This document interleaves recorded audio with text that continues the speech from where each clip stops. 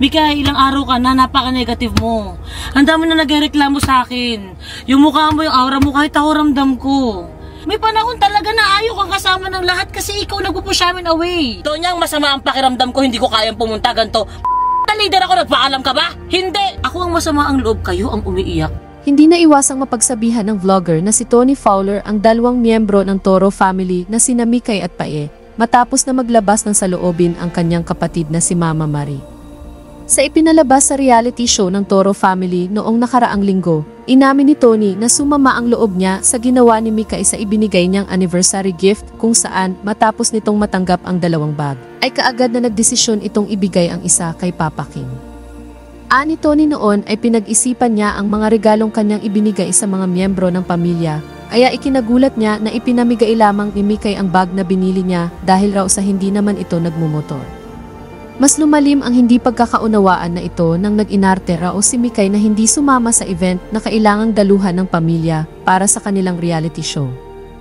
Ikinagalit ni Mama Marie ang pagtatanong ni Pae kung kasama ba si Mikay sa dadaluhan na naman nilang event, at para raw ginagawang big deal ni Pae ang simpleng bagay na kapag mayroong lakad ang Toro family ay automatic na kasama naman dapat si Mikay.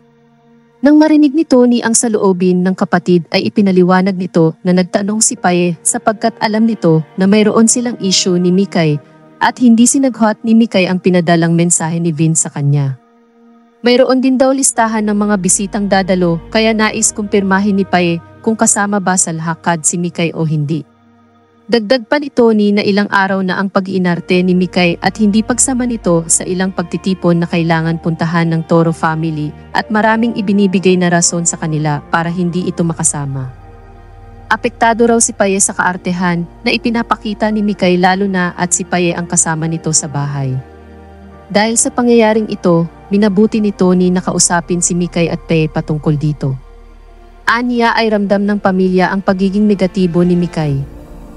Marami na rin daw ang nagrereklamo sa kanya na ibang miyembro ng pamilya na maging siya ay ramdam na rin ang negatibong aura nito. Dagdag pa ni Tony na dumarating ang panahon na ayaw kasama ng lahat si Mikay dahil ito mismo ang tumataboy sa kanila palayo. Kaya nga raw ginagawa nila na lumabas ng bahay at mag-enjoy upang mabawasan ang stress.